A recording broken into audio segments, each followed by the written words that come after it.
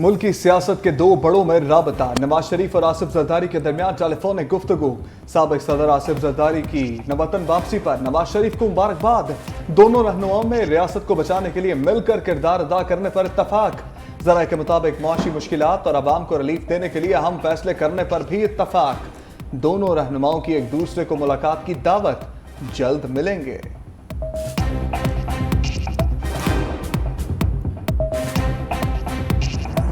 अगर 1990 का मोमेंटम जारी रहता जो हमने शुरू किया था, अगर वो मोमेंटम जारी रहता तो आज पता नहीं शायद साउथ कोरिया को भी पीछे छोड़ गए होते एशिया में, तो बहुत आगे चले गए होते। लेकिन देखें ना, अफसोस की बात है कि हम अभी जो है ना वो यहाँ पर अपनी बुनियादी उलझनों में फंसे हुए हैं। बुनियादी मसाइल से बाहर नहीं निकल पा रहे हैं।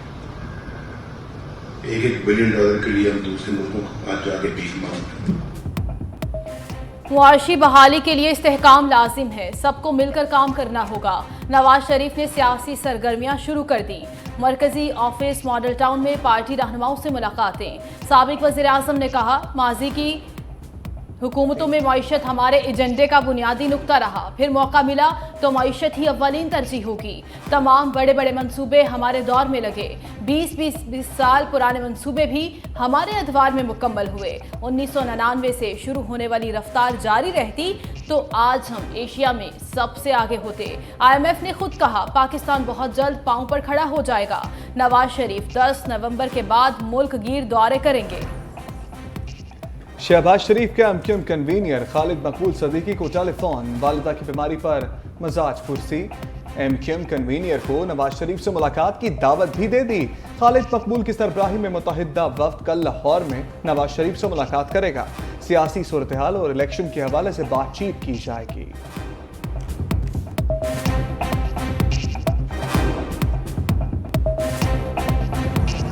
एक पार्टी PTI जिसका बयानिया मुल्क के खिलाफ, जिसका बयानिया अवाम के खिलाफ, जिसका बयानिया अदालतों के खिलाफ, जिसकी कोशिशें लोगों को आपस में लड़वाना, तो इस सोच को तो अवाम वोट नहीं देते PTI की। एक और जमात है जो कि इलेक्शन लड़ने से कतकता रही है, जो कि इलेक्शन लड़ने से घबरा रही है, जो कि नहीं चाहती कि इलेक्शन में कॉन्टेस्ट किया जाए, जो चाहती है कि शायद इलेक्शन को मजीद और प्रोलॉन्ग किया जाए।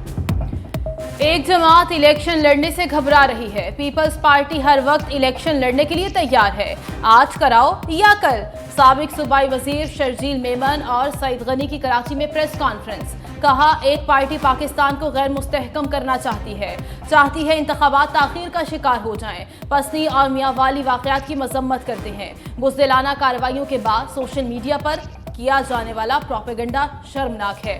पाकिस्तान हुकूमत हर फोरम पर फलस्तीनियों के लिए आवाज उठाए।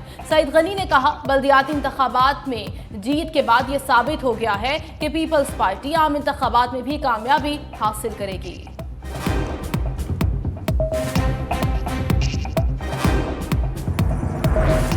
नवाज शरीफ की क़यादत में इलेक्शन के लिए तैयार हैं। लेवल प्लेइंग फील्ड का रोना ना रोएं, अब फील्ड में इलेक्शन की तैयारी करें। मरियम औरंगजेब कहती हैं, Peoples Party level playing field ना मिलने की बातें कर रही है। दूसरी तरफ क्लीन स्वीप का भी कहती है। नून लीग ने सबसे पहले इलेक्शन सेल कायम कर दिया। अवाम को यकीन है अगर कोई मुल्क के हालात बेहतर कर सकता है तो वो नवाज शरीफ है। PDM इत्तेहाद आज भी कायम है। नवाज शरीफ, जरदारी और फजलुर रहमान ने हमेशा अवाम की खिदमत की। आम इंतखाबात की तैयारियां तेज। इलेक्शन कमीशन ने प्रिजाइडिंग अफसरान, असिस्टेंट प्रिजाइडिंग अफसरान और पोलिंग अमले की फहरिस्त मुरत्तब कर ली। मुल्क भर में 10,07,361 अफसरान को तैनात किया जाएगा। पंजाब में सबसे ज्यादा 5,26,123 पोलिंग अमला तैनात किया जाएगा। सिंध में 2,64,000 से जायद, जबकि खैबर पख्तूनख्वा में 50,045 अफराद और बलूचिस्तान में 50,491 अफराद पोलिंग ड्यूटी देंगे।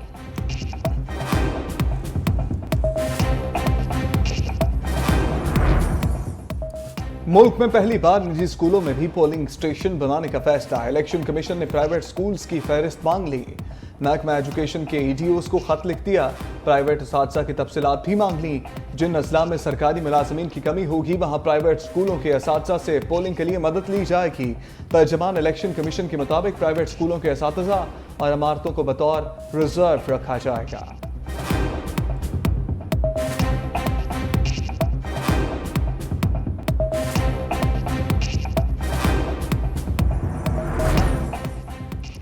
टैक्स वसूली का प्लान IMF को पेश कर दिया गया। 10 लाख नए टैक्स गुजार तलाश करने का प्लान भी दे दिया गया।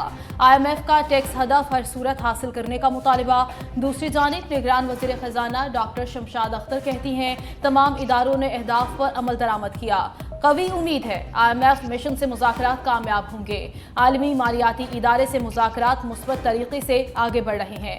पॉलिसी सतह के मुज़ाकरात में खुद शिरकत करूंगी।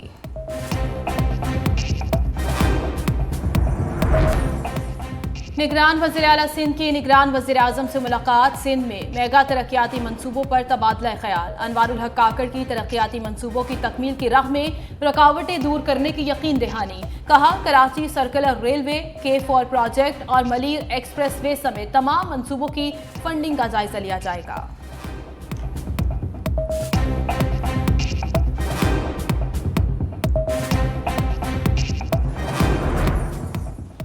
सिंध हुकूमत का बहरिया टाउन की जानिब से सुप्रीम कोर्ट में जमा कराए गए 460 अरब रुपए पर हक के दावा रकम के हसूल के लिए सुप्रीम कोर्ट में मुतफर्रिक दरख्वास्त दायर कर दी।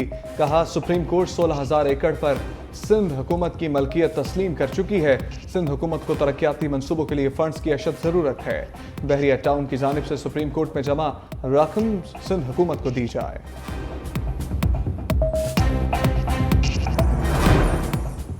कराची के शहरियों के लिए सस्ती बिजली के हवाले से अच्छी खबर। नेपरा का सोलर पावर मंसूबों की असर समात का फैसला।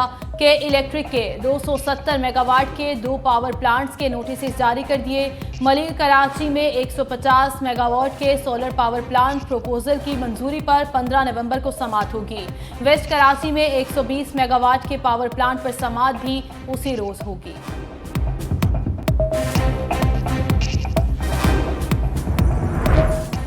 चेयरमैन PTI की बेटों से बात न कराने पर सुपरिटेंडेंट अडयाला जेल को तौहीन अदालत का नोटिस जारी। खसूसी अदालत के जज अबुल हसनात जुल्करनैन ने समात 8 नवंबर तक मुलतवी कर दी। अदालती अहकामात के बावजूद सुपरिटेंडेंट अडयाला जेल ने चेयरमैन PTI की बेटों से बात नहीं करवाई।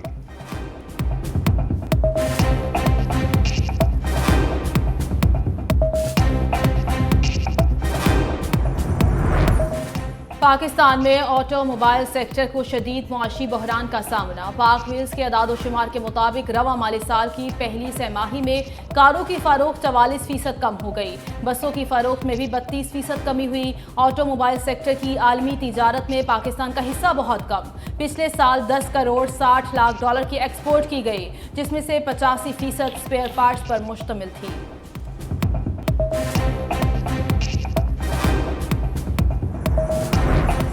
पाकिस्तान स्टॉक मार्केट में मुस्बत रुझान जारी। कारोबारी हफ्ते के पहले रोज 737 पॉइंट्स का इजाफा। 100 इंडेक्स 53,860 पर बंद।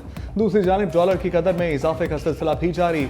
इंटरबैंक में डॉलर 98 पैसे इजाफे से 285 रुपए 29 पैसे पर बंद। ओपन मार्केट में डॉलर 287 रुपए पर फरोख्त होता रहा।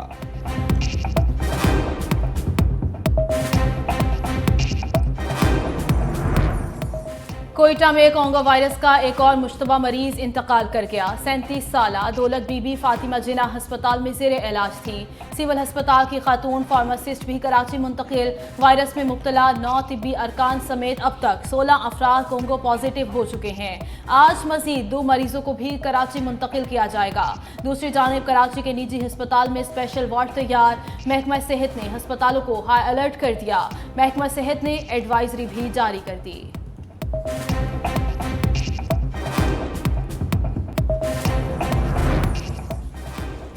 गैर कानूनी मुकीम तारकिन वतन की बाइज्जत वापसी का सिलसिला जारी। नादरा ने हंगामी बुनियादों पर 22 मोबाइल वैन्स लंदी कोतल पहुंचा दी। वापस जाने वाले अफगान शहरियों की रजिस्ट्रेशन की जाएगी। ट्रांजिट पॉइंट पर मोबाइल वैन्स की सहूलत के साथ 20 काउंटर्स भी कायम। गुज़श्ता रोज 6,500 से ज्यादा अफगान महाजरीन वापस गए। अब तक 1,88,700 से ज्यादा अफगान बाशिंदे अपने वतन वापस जा चुके हैं।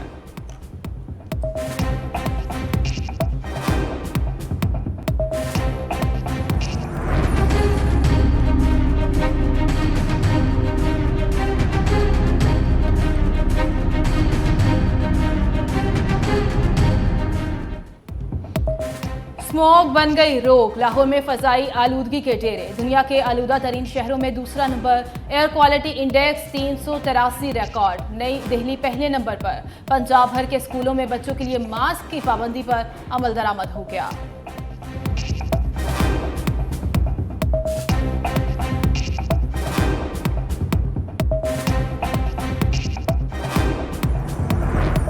कोयटा और करीबी इलाकों में अब्र रहमत, कहीं हल्की तो कहीं तेज बारिश। सर्दी की शिद्दत में नुमाया इजाफा। महकमे मौसमियात की कल से इस्लामाबाद, रावलपिंडी समेत पंजाब और खैबर पख्तूनख्वा में भी बारिशों की पेशगोई।